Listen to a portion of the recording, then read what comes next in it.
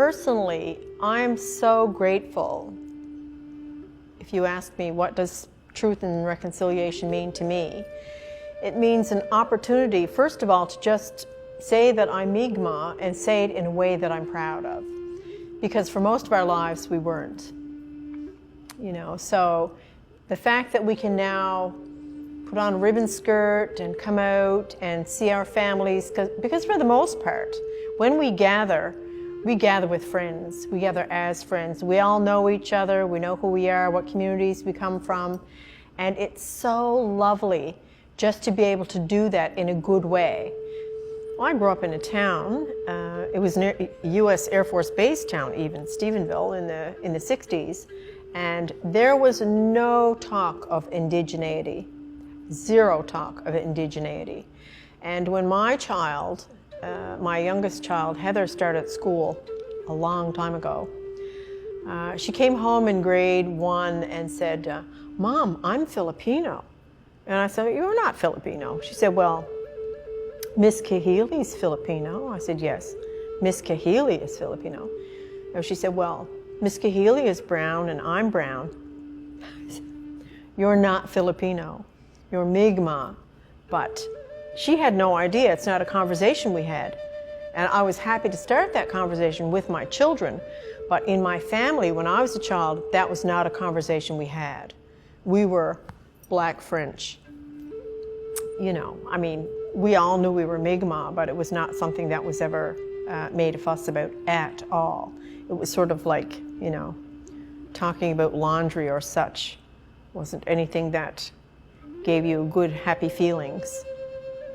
So truth and reconciliation to me is being proud of who I am, number one. And with that pride comes a lot of other mixed emotions. Wherever I go now, I hear land acknowledgement, and land acknowledgements are fine, but talk is cheap.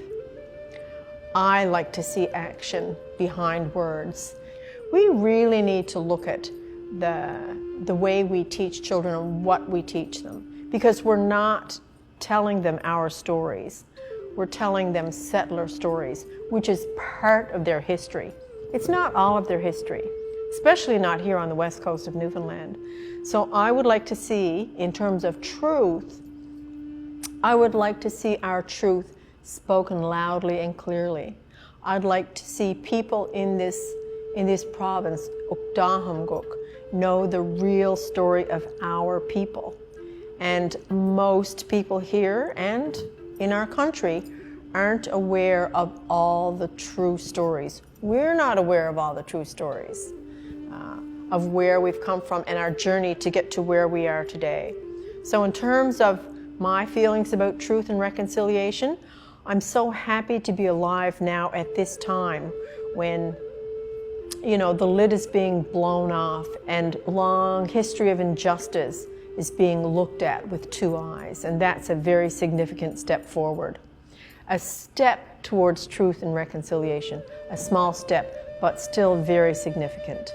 Just now in our area, we have a project to teach children in the schools in the Corner Brook Bay of Islands area, the honor song. I'm so excited about that, because to teach people, little children who are so open to learning these things, about George Paul's great gift to us, his story about residential school, his story of not really feeling he belonged or he fit in anywhere, and then his realization that as a person, he had a responsibility to do something about that. And he wrote and gifted us with the honor song. So the fact that we now have an opportunity to teach that to children in the school system is huge. So I see we're making leaps forward. It's never too late, and I'm so grateful that now in 2022 we see such a massive surge towards interest and empathy and curiosity about who we really are as the first peoples of this place. Anytime that there's a big shift or a big change in a philosophy, there's this discomfort. Everybody's a little uncomfortable with the process. I just hope that we can all be patient with each other. as we move towards a better understanding of all peoples and a better respect for all peoples. Because change is not always easy, and we all need patience in the process.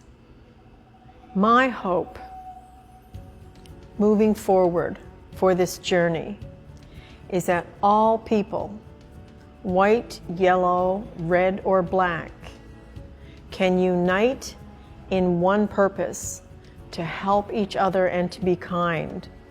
Because what we're lacking, really, is basic respect for human beings. Whatever their color, whatever their shape, whatever their size, whatever their fundamental beliefs, every person matters. Every child's voice should be heard.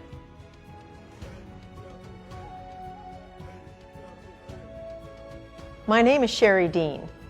I was a white from Stephenville, but I presently live in Corner Brook. I've been here for a long time, and I'm ward councillor for the Corner Brook ward for Qalipu First Nation.